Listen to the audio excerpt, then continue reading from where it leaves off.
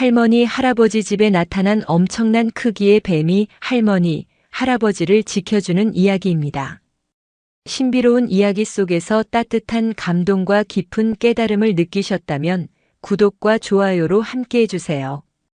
아주 먼 옛날 강원도 설악의 가장 깊고 은밀한 산골짜기, 세상의 시름이 쉬이 닿지 않는 곳에 할아버지와 할머니가 단둘이 살고 있었다. 그들의 집은 낡은 초가집 한 채가 전부였고 사방을 둘러보아도 다른 집은커녕 사람의 흔적조차 찾아볼 수 없는 외딴 곳이었다. 그들은 척박한 땅을 일구어 겨우 입에 풀칠할 정도의 곡식과 채소를 길러 먹고 가끔 산으로 들어가 산나물과 약초를 캐어 읍내 장터에 내다 파는 것으로 겨우겨우 살아가는 소박하다 못해 고단한 삶을 이어가고 있었다. 하지만 두 사람의 얼굴에는 가난의 그늘보다 더 깊은 슬픔의 골이 패어 있었다. 젊었을 적 두 사람은 눈에 넣어도 아프지 않을 아들 하나를 낳았다. 아이의 웃음소리는 가난한 초가집을 채우는 유일한 행복이자 고된 삶을 버티게 하는 이유였다. 하지만 그 행복은 길지 않았다. 아이는 돌을 간 넘기고부터 시름시름 앓기 시작하더니 몇 해를 채 살지 못하고 부모의 품에서 차갑게 식어버렸다. 그 뒤로는 다시 아이를 가질 수 없었다. 두 사람은 밤마다 희미한 호롱불 아래에서 서로의 주름진 손을 꼭 잡으며 먼저 떠나보낸 아이의 이야기를 꺼내곤 했다. 영감, 우리 복동이가 살아있었으면 지금쯤 저 들판을 뛰어다니며 우리를 부르고 있었을 텐데. 그럼 떡두꺼비 같은 아들 녀석이 아버지 하고 부르면서 이 늙은이 등도 두드려주고 그랬겠지. 그들의 대화는 언제나 눈물로 끝이 났다. 세월이 흘러도 자식을 잃은 슬픔은 무뎌지지 않고 오히려 날카로운 칼날이 되어 매일 밤 두 사람의 가슴을 도려냈다. 그들에게 삶은 그저 죽지 못해 살아내는 기나긴 형벌과도 같았다. 그러던 어느 늦여름의 해질녘이었다. 밭일을 마치고 지친 몸을 이끌고 집으로 돌아오던 두 사람은 자신의 눈을 의심했다. 자신들의 낡고 초라한 초가집 지붕 위에 지금껏 단 한 번도 본 적 없는 기이하고도 거대한 존재가 또아리를 틀고 앉아 있었던 것이다. 그것은 뱀이었다. 하지만 세상의 그 어떤 뱀과도 달랐다. 온몸이 마치 잘 벼려진 흑요석처럼 칠흑같이 검은 비늘로 덮여 있었다. 그 몸의 굵기는 장정의 허벅지만 했고 그 길이는 지붕의 용마루를 휘감고도 남을 듯했다. 뱀은 저녁 노을을 받아 이글거리는 붉은 두 눈으로 고요히 산 아래를 굽어보고 있었다. 할머니는 그 압도적인 모습에 놀라 비명을 지르려 했지만 목소리가 나오지 않았다. 할아버지 역시 손에 든 괭이를 떨어뜨린 채 그 자리에 얼어붙고 말았다. 하지만 그들에게는 갈 곳이 없었다. 맹수와 험한 산새로 둘러싸인 이 깊은 산골에서 저 초가집은 그들의 유일한 안식처이자 세상의 전부였다. 두 사람은 공포를 억지로 삼키고 떨리는 발걸음을 옮겨 조심스럽게 집 안으로 들어갔다. 그날 밤 두 사람은 뜬 눈으로 밤을 새우며 지붕 위에서 들려오는 미세한 움직임 하나하나에 온 신경을 곤두세워야만 했다. 다음 날 아침 두 사람이 조심스럽게 문을 열었을 때 뱀은 여전히 그 자리에 있었다. 그 다음 날도 또 그 다음 날도 뱀은 지붕 위에서 내려오지 않았다. 밤이면 거센 바람에 낡은 초가지붕이 금방이라도 날아갈 듯 덜컹거렸지만 뱀은 마치 바위처럼 꼼짝 않고 지붕 위에 얹혀 있었다. 처음에는 두려움에 떨던 부부였지만 시간이 지나자 이상한 감정이 싹트기 시작했다. 뱀은 그들에게 어떠한 해도 끼치지 않았다. 오히려 뱀이 나타난 이후로 밤마다 곡간을 축내던 들쥐떼가 거짓말처럼 자취를 감추었고 텃밭에 채소를 쪼아 먹던 산새들조차 얼씬거리지 않았다. 마치 보이지 않는 수호자가 집을 지켜주는 듯한 기분이었다. 어느 날 밤 할아버지는 희미한 호롱불 아래에서 혼잣말처럼 말했다. 할멈, 아무래도 저놈 우리를 해치려는 게 아니라 지켜주려는 것 같구먼. 그의 말에 할머니도 조용히 고개를 끄덕였다. 그들의 마음속에서 두려움이 있던 자리에 서서히 기묘한 유대감과 애틋함이 자리 잡기 시작했다. 그들은 잃어버린 아들 대신 하늘이 새로운 식구를 보내준 것이 아닐까 하는 허무맹랑한 생각마저 하게 되었다. 며칠이 지나자 두려움은 서서히 일상의 한 조각으로 변해갔다. 할머니와 할아버지는 더 이상 지붕 위의 검은 그림자를 보며 가슴을 졸이지 않았다. 오히려 아침에 눈을 뜨면 뱀이 여전히 그 자리에 있는지부터 확인하는 것이 하루의 시작이 되었다. 뱀은 마치 그들의 삶에 아주 오래전부터 존재했던 것처럼 자연스럽게 그들의 일부가 되어가고 있었다. 변화는 할머니에게서 먼저 시작되었다. 그녀는 밭으로 나갈 때면 지붕을 향해 다정하게 손을 흔들며 말을 걸기 시작했다. 얘야, 우리 다녀올 테니 집 잘 보고 있거라. 물론 뱀은 대답이 없었다. 하지만 할머니가 말을 걸 때마다 뱀은 미동도 없던 고개를 아주 미세하게 움직여 그녀를 내려다보는 듯했다. 그 이글거리던 붉은 눈빛은 더 이상 공포의 대상이 아니었다.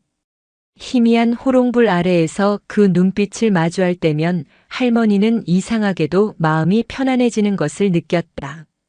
마치 말 못하는 손주 녀석이 재롱을 부리는 것을 보는 듯 애틋하고 아련한 감정이 가슴속에서 피어올랐다. 할아버지 역시 마찬가지였다. 그는 무뚝뚝한 성격 탓에 아내처럼 살갑게 말을 걸지는 않았지만 매일 저녁 헛간에서 가장 튼실한 장작을 골라 뱀이 있는 지붕 아래쪽 아궁이에 불을 지폈다. 밤새 차가운 이슬을 맞을 뱀이 추울까 걱정하는 그만의 방식이었다. 그는 뱀 덕분에 텃밭이 풍요로워진 것을 누구보다 잘 알고 있었다. 뱀이 나타난 이후로 갓 심은 여린 싹을 파먹던 고라니도 잘 익은 옥수수를 훔쳐가던 멧돼지도 더는 나타나지 않았다. 뱀은 그저 지붕 위에 앉아 있는 것만으로도 보이지 않는 거대한 힘으로 부부의 터전을 지켜주고 있었다. 어느 날 밤 할머니는 잠결에 부엌에서 달그락거리는 소리를 들었다. 도둑인가 싶어 가슴이 철렁 내려앉았지만 이내 스르르륵 하는 소리와 함께 무언가 마당을 가로질러 나가는 소리가 들렸다. 다음 날 아침 할머니는 부엌에 놓아두었던 쌀독 뚜껑이 살짝 열려 있는 것을 발견했다. 그리고 그 옆에는 마치 사과라도 하듯 난생 처음 보는 희귀하고 영롱한 빛깔의 버섯 한 송이가 놓여 있었다. 할머니는 그 버섯이 지난밤에 손님이 남기고 간 선물임을 직감했다. 영감, 이것 좀 보구려. 우리 지붕 위 손주 녀석이 밤새 배가 고팠던 모양이요. 쌀을 조금 먹고는 이걸 대신 놓고 갔네. 두 사람은 그 버섯을 소중히 다려 마셨다. 그러자 신기하게도 평생을 앓던 허리 통증과 무릎 시림이 거짓말처럼 사라졌다. 그날 이후 부부는 뱀과 함께 살아가는 것에 완전히 익숙해졌다. 그들은 더 이상 외롭지 않았다. 비록 말은 통하지 않았지만 그들에게는 이제 서로의 마음을 알아주는 새로운 가족이 생겼기 때문이었다. 그렇게 평화로운 시간이 얼마쯤 흘렀을까? 유난히 무덥고 가뭄이 길었던 그해 여름의 끝자락, 하늘에 이상한 징조가 나타나기 시작했다. 해가 질 무렵이면 서쪽 하늘이 온통 핏빛으로 물들었고 한낮에도 새들이 방향을 잃고 날아다니다 땅에 떨어져 죽는 일이 잦아졌다. 산 짐승들은 불안한 듯 밤새도록 구슬프게 울어댔고 계곡의 물고기들은 떼를 지어 하류로 이동하기 시작했다. 할아버지와 할머니는 평생을 산에서 살아온 지혜로 이것이 거대한 자연의 재앙이 닥쳐올 전조임을 직감했다. 그들의 불안감은 날이 갈수록 커져갔다. 지붕 위의 뱀 역시 평소와는 다른 모습을 보였다. 늘 고요히 앉아있던 것과 달리 안절부절 못하는 듯 연신 따리를 풀었다 감았다 하며 불안한 기색을 보였다. 그 붉은 눈은 경계심으로 가득 차 쉴 새 없이 사방을 두리번거렸다. 마침내 운명의 날이 밝았다. 그날따라 하늘은 구름 한 점 없이 맑았지만 산에서 불어오는 바람은 이상하리만치 뜨겁고 건조했다. 마치 거대한 아궁이에서 불어오는 열풍 같았다. 오후가 되자 하늘의 가장 먼 곳에서부터 검은 먹구름이 피어오르기 시작했다. 그것은 순식간에 온 하늘을 뒤덮었고 한낮인데도 불구하고 땅거미가 내린 듯 사방이 어두워졌다. 이윽고 하늘이 찢어지는 듯한 굉음과 함께 집채만 한 빗방울이 수직으로 쏟아져 내리기 시작했다. 천둥과 번개가 동시에 치며 거센 비바람이 산을 뒤흔들었다. 수백 년 묵은 거대한 나무가 뿌리째 뽑혀 쓰러지고 거대한 바위들이 산사태를 일으키며 계곡 아래로 굴러내려갔다. 두 사람은 방 안에 웅크리고 앉아 공포에 떨며 서로의 손을 꼭 잡았다. 낡은 초가집은 금방이라도 무너져 내릴 듯 세차게 삐걱거렸다. 밖에서는 성난 짐승처럼 불어난 계곡물이 바위를 때리며 흘러가는 굉음이 들려왔다. 영감 이러다 우리 집도 저 물에 떠내려가는 게 아닐까? 할머니가 울먹이며 속삭였다. 할아버지는 아무 말 없이 아내의 어깨를 더욱 힘껏 끌어안았다. 그들의 눈에는 깊은 절망과 체념이 어렸다. 이 거대한 자연의 분노 앞에서 늙고 힘없는 두 사람이 할 수 있는 것은 아무것도 없었다. 콰르르르릉. 마침내 계곡물이 둑을 넘어 성난 파도처럼 두 사람의 초가집을 향해 밀려오기 시작했다. 집채만 한 흙탕물이 집 앞의 텃밭을 순식간에 집어삼키고 낡은 쌀이문 울타리를 종잇장처럼 구겨버렸다. 이제 곧 저 거대한 물길이 초가집의 토대를 무너뜨리고 두 사람의 삶을 송두리째 앗아갈 터였다. 두 사람은 눈을 질끈 감았다. 모든 것이 끝났다고 생각한 바로 그 순간이었다. 지붕 위에서 거대한 움직임이 느껴졌다. 그동안 미동도 않던 검은 뱀이 갑자기 번개처럼 몸을 풀어 헤치기 시작했다. 그리고는 조금의 망설임도 없이 지붕에서 미끄러져 내려와 초가집 전체를 자신의 몸으로 휘감기 시작했다.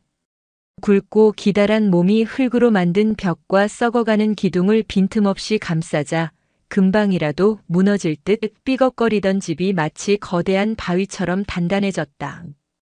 거센 물결이 몰아쳐 집을 때렸다. 하지만 초가집은 조금도 흔들리지 않았다. 뱀은 거대한 울타리이자 방패가 되어 모든 충격을 자신의 몸으로 받아내고 있었다.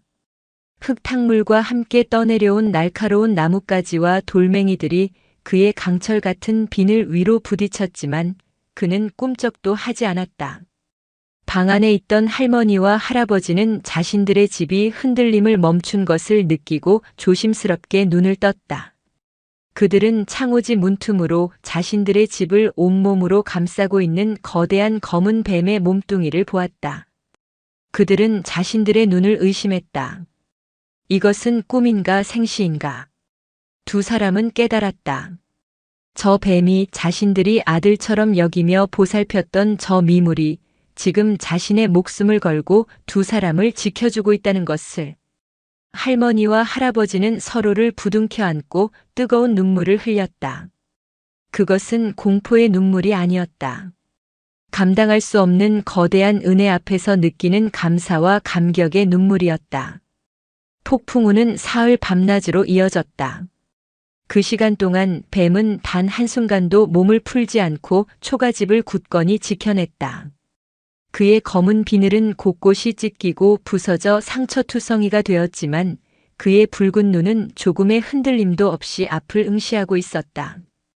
그것은 생존을 위한 싸움이 아니었다. 약속을 지키기 위한, 은혜를 갚기 위한 처절한 자기 희생이었다.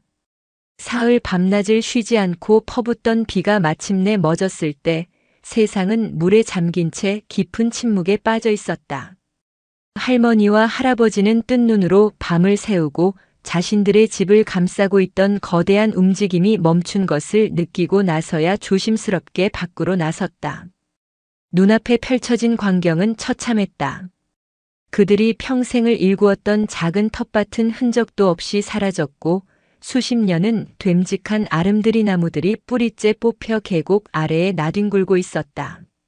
산 전체가 거대한 상처를 입은 듯 온통 흙더미와 부러진 나뭇가지로 뒤덮여 있었다.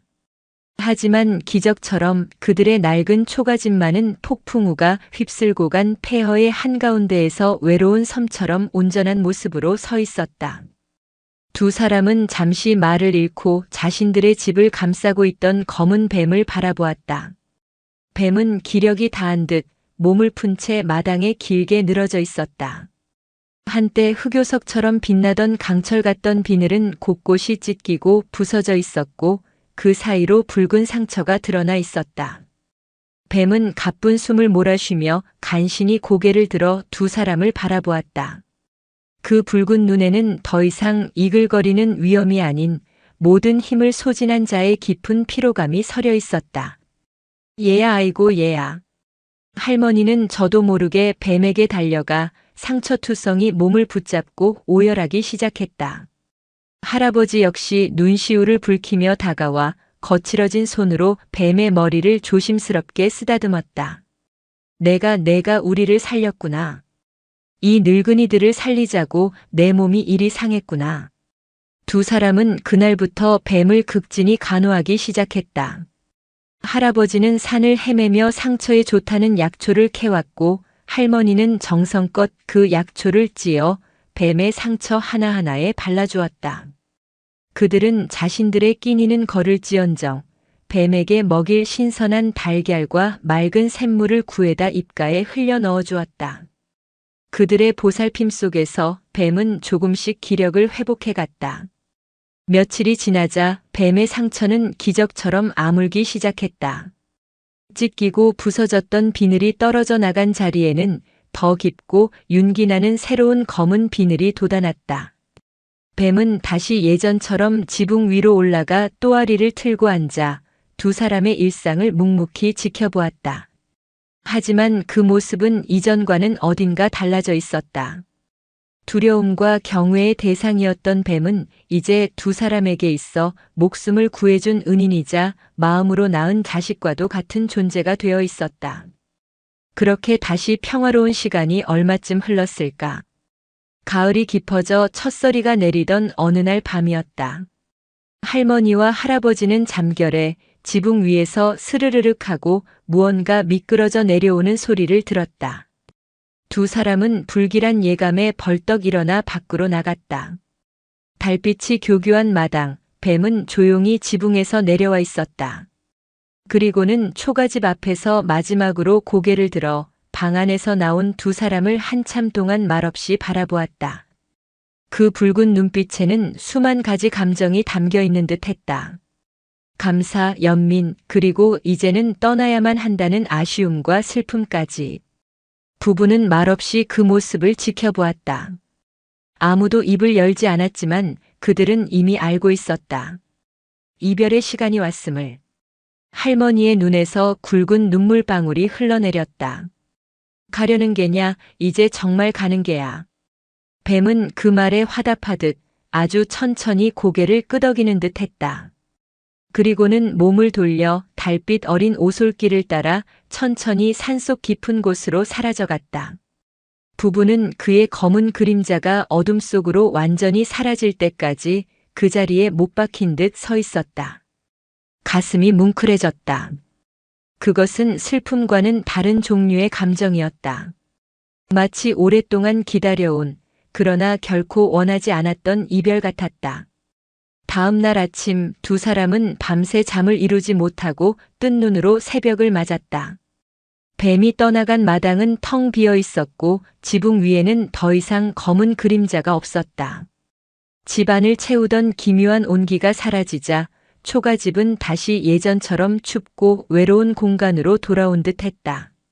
할머니는 뱀이 마지막으로 머물렀던 지붕 아래를 서성이다.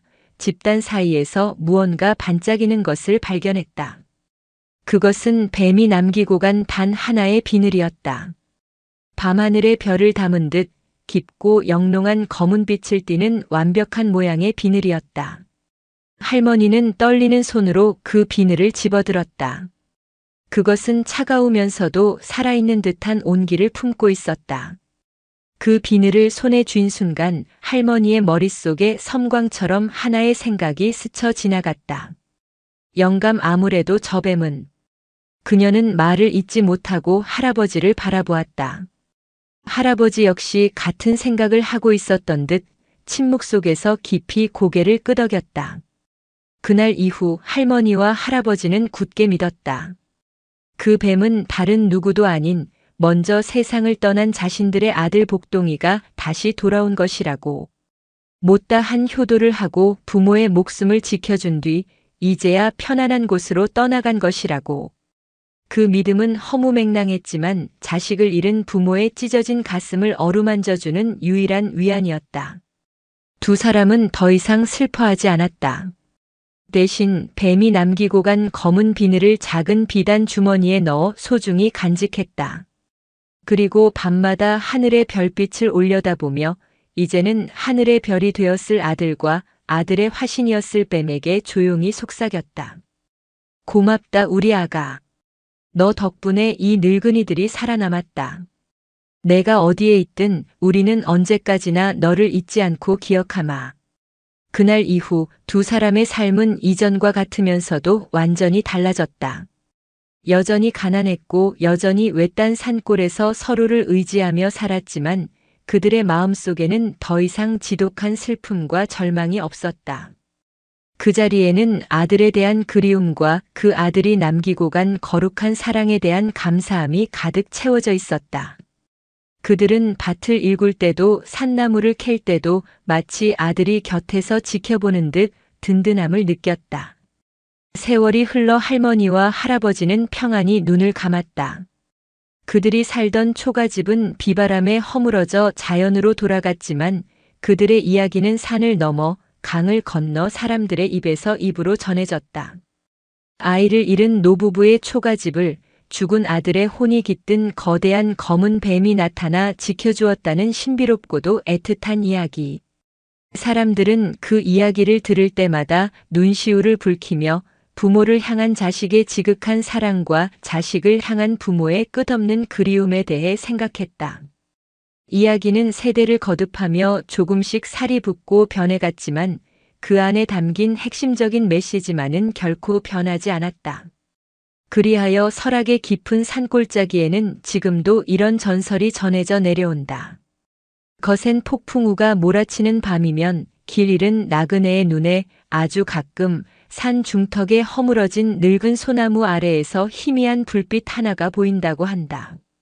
그 불빛을 따라가 보면 온데간데 없던 낡은 초가집 한 채가 나타나고 그 지붕 위에는 달빛을 받아 검게 빛나는 거대한 뱀 한 마리가 또아리를 튼 채 나그네를 굽어보고 있다는 것이다. 그리고 그 뱀의 붉은 눈을 마주친 이는 평생 잊을 수 없는 깊은 슬픔과 함께 세상에서 가장 따뜻한 위로를 얻게 된다고 한다. 사람들은 그 뱀을 아이를 품은 뱀이라 부르며 지금도 그를 통해 떠나간 이들을 그리워하고 남겨진 이들의 슬픔을 위로받고 있다. 폭풍이 지나가고 다시 100년의 세월이 강물처럼 흘러갔다. 강산은 또다시 변했고 평화롭기만 하던 산골짜기에도 세상의 변화는 거친 발소리를 내며 찾아왔다. 낡은 초가집들은 번듯한 기와집으로 바뀌었고 흙길은 아스팔트로 포장되었으며 밤하늘의 별빛을 가리는 가로등이 세워졌다. 아이를 품은 뱀의 이야기는 이제 어른들의 입에 오르내리는 아련한 전설일 뿐 아이들은 그 이야기를 낡고 재미없는 옛날 이야기로 치부하곤 했다. 그 시절 산골짜기 마을 어귀에는 솜이라는 어린 소녀가 살고 있었다.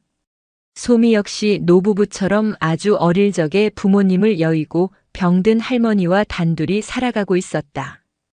그녀는 학교가 끝나면 약초를 캐러 산에 오르는 것이 유일한 낙이었다.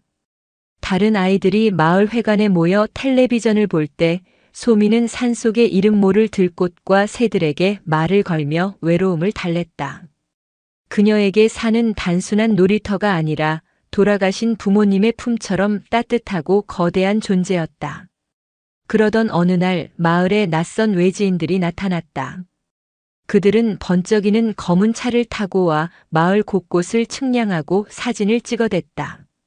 그들을 이끄는 사람은 차갑고 탐욕스러운 눈빛을 가진 중년의 사내 강 회장이었다. 그는 서울에서 큰 건설 회사를 운영하는 자로 이 깊은 산골짜기에 빼어난 자연을 이용해 거대한 골프장과 고급 리조트를 지을 계획을 세우고 있었다. 마을 회관에 모인 사람들 앞에서 강 회장은 기름진 목소리로 청사진을 펼쳐 보였다. 어르신들, 이 낙후된 산골에 제가 복을 가져다 드리겠습니다. 여러분의 땅을 비싼 값에 사드리고 이곳에 일자리를 만들어 자식들이 도시로 나가지 않고도 부유하게 살 수 있도록 해드리겠습니다. 이 산은 이제 황금알을 낳는 거위가 될 것입니다. 그의 달콤한 말에 가난에 지친 몇몇 마을 사람들의 눈이 흔들렸다. 하지만 평생을 이 땅에 뿌리내리고 살아온 노인들은 불안한 기색을 감추지 못했다. 그들에게 산은 팔아넘길 수 있는 물건이 아니라 조상들의 넋이 깃든 삶의 터전 그 자체였기 때문이었다. 소미는 어른들의 대화를 숨죽여 들으며 두려움에 떨었다. 그녀에게 산을 파헤치고 건물을 짓는다는 것은 돌아가신 부모님의 무덤을 파헤치는 것과도 같은 끔찍한 일이었다. 그녀는 그날 밤 뜬 눈으로 밤을 새우며 할머니에게 물었다. 할머니, 정말 우리 산이 없어지는 거예요? 그럼 아이를 품은 뱀은 이제 어디로 가요?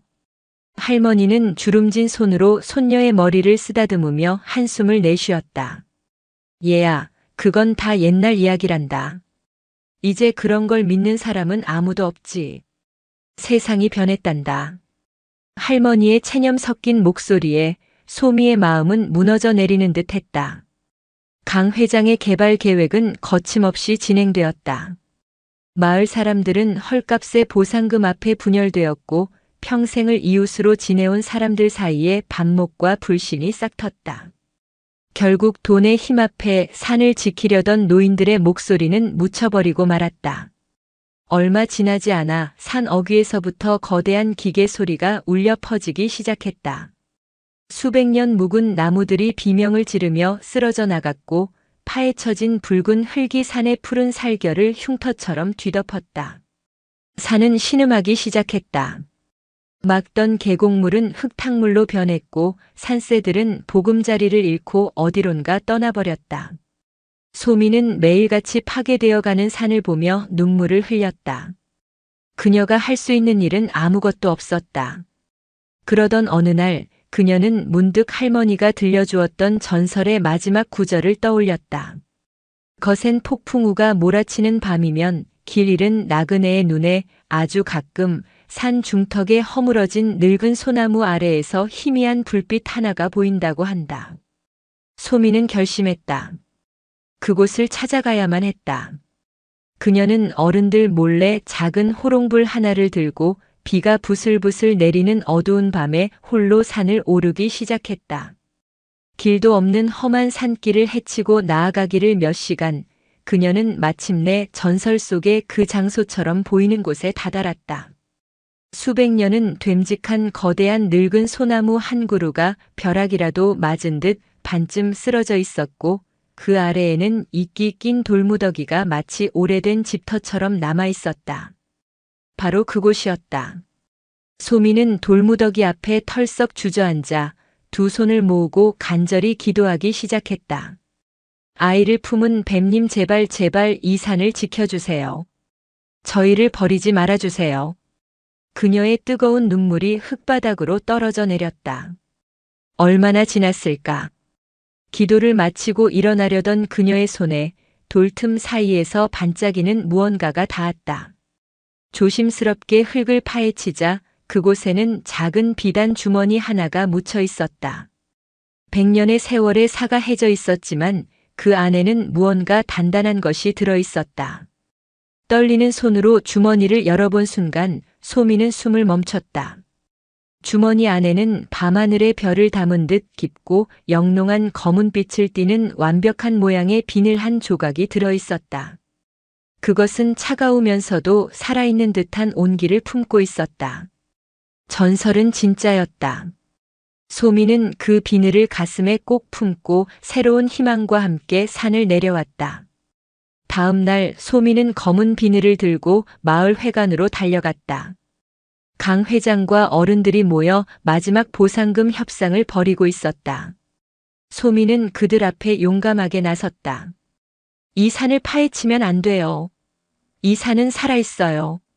이 산의 주인이 노하시면 우리 모두 큰 벌을 받게 될 거예요. 그녀는 손에 든 검은 비늘을 높이 쳐들었다. 하지만 어른들은 그녀의 말을 비웃었다. 강 회장은 코웃음을 치며 그녀를 밀쳐냈다. 어린 것이 못된 것만 배웠구나.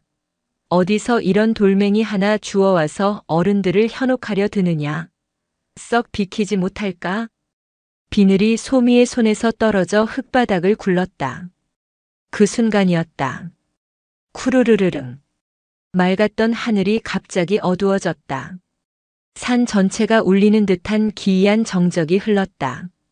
잠시 후 산의 가장 높은 봉우리에서부터 검은 먹구름이 피어오르더니 순식간에 온 하늘을 뒤덮었다.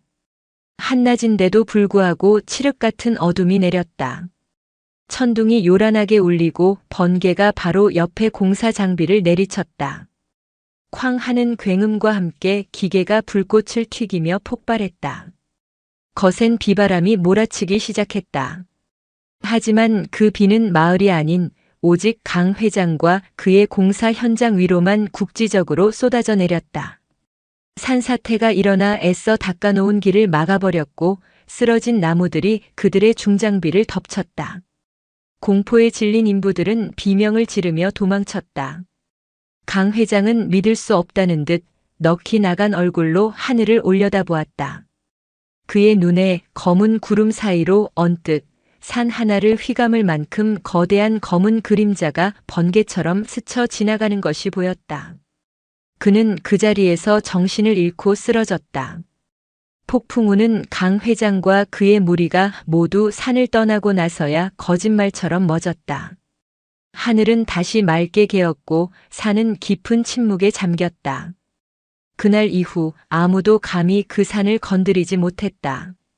강 회장의 회사는 부도가 났고 그는 병상에서 일어나지 못했다.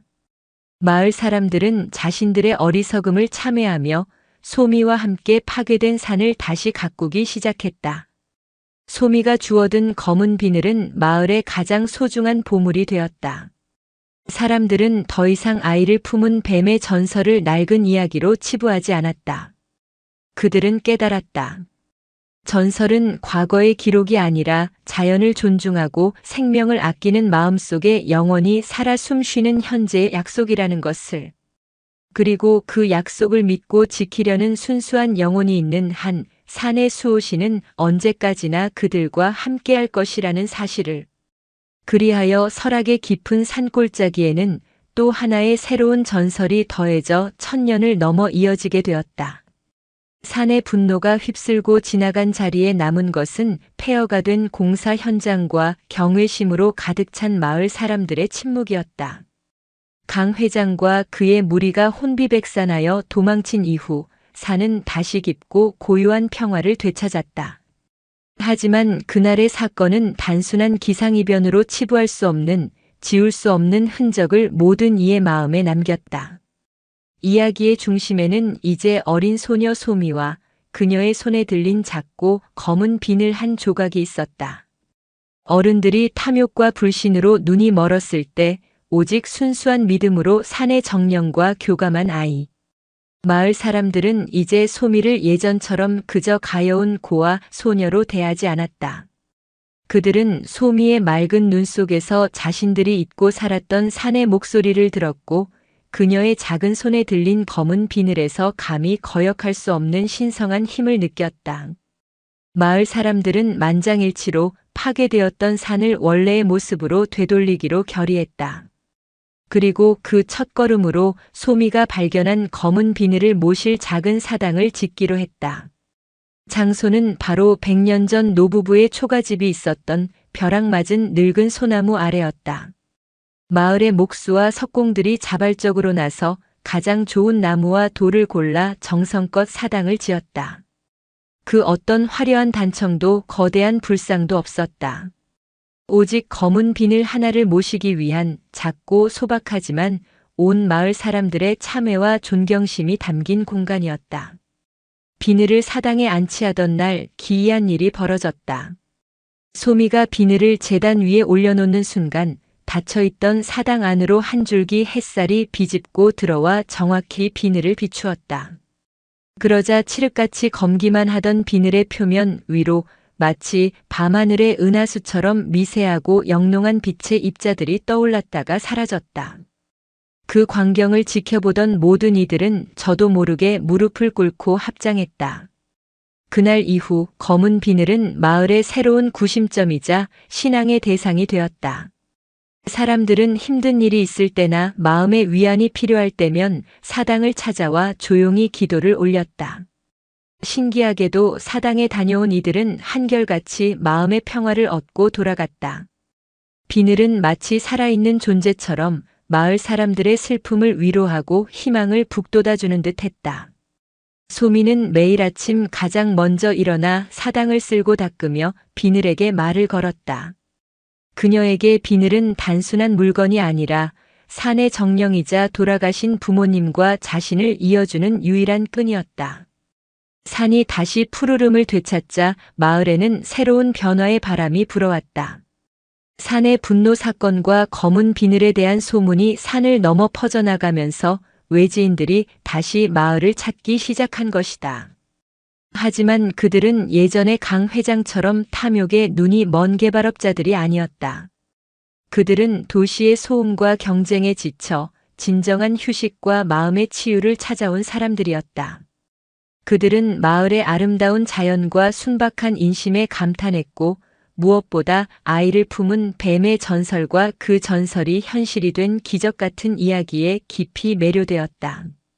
그들은 소미가 지키는 작은 사당을 찾아와 조용히 기도를 올렸고 검은 비늘이 뿜어내는 신비로운 기운 속에서 깊은 위안을 얻고 돌아갔다. 마을은 골프장이나 리조트 대신 자연을 체험하고 마음을 치유하는 생태 관광지로 서서히 이름을 알리기 시작했다. 마을 사람들은 자신들의 집을 민박으로 개조하여 손님들을 맞았고 직접 기른 채소와 산나물로 건강한 밥상을 차려냈다. 그들은 깨달았다. 산을 파괴하지 않고도 자연과 더불어 살아가는 지혜 속에서 얼마든지 풍요로워질 수 있다는 것을. 전설은 세월과 함께 진화했다. 그것은 이제 단순히 자식을 잃은 노부부를 지켜준 뱀의 이야기가 아니었다. 인간의 탐욕을 심판하고 순수한 믿음을 가진 이들을 축복하는 거대한 산의 정령에 대한 이야기로 확장되었다. 사람들은 더 이상 뱀을 두려워하지 않았다. 그들은 뱀의 모습으로 나타난 산의 수호신이 지금도 저 깊은 산 어딘가에서 자신들을 묵묵히 지켜보고 있다고 믿었다. 소미는 그 새로운 전설의 중심에 있었다. 그녀는 찾아오는 외지인들에게 차를 대접하며 할머니에게서 들었던 옛 이야기와 자신이 직접 겪었던 기적 같은 경험을 담담하게 들려주었다. 그녀의 이야기는 그 어떤 경전보다 더 깊은 울림으로 사람들의 마음을 움직였다. 수십 년의 세월이 흘러 소미의 머리에도 어느덧 희끗희끗한 서리가 내리기 시작했다. 그녀는 마을의 가장 지혜로운 어른이자 살아있는 전설이 되었다. 그리고 지금도 눈이 하얗게 내리는 겨울밤이면 그녀는 마을 아이들을 사랑방에 모아놓고 화롯불을 피운 채 아주 오래된 이야기를 들려준다. 옛날 옛적의 말이다. 이 깊은 산골짜기에. 그녀의 나지막한 목소리를 들으며 아이들의 맑은 눈동자 속에서 아이를 품은 뱀의 전설은 또다시 새로운 생명을 얻어 천년을 넘어 영원히 살아 숨쉬게 될 것이었다. 진정한 믿음은 모든 희망이 사라진 절망의 순간에 가장 강하게 빛을 발합니다. 자연의 상처를 치유하는 과정은 분열된 공동체의 마음을 치유하고 진정한 풍요를 가져다 줍니다. 전설은 과거의 이야기가 아니라 우리가 어떻게 살아가야 하는지를 알려주는 현재의 길잡이입니다. 세상이 모두 의심할 때 끝까지 신념을 지키는 한 사람의 순수한 기도가 기적을 불러옵니다. 인간의 오만한 탐욕은 자연의 거대한 힘 앞에서 반드시 심판받게 된다는 것을 기억해야 합니다.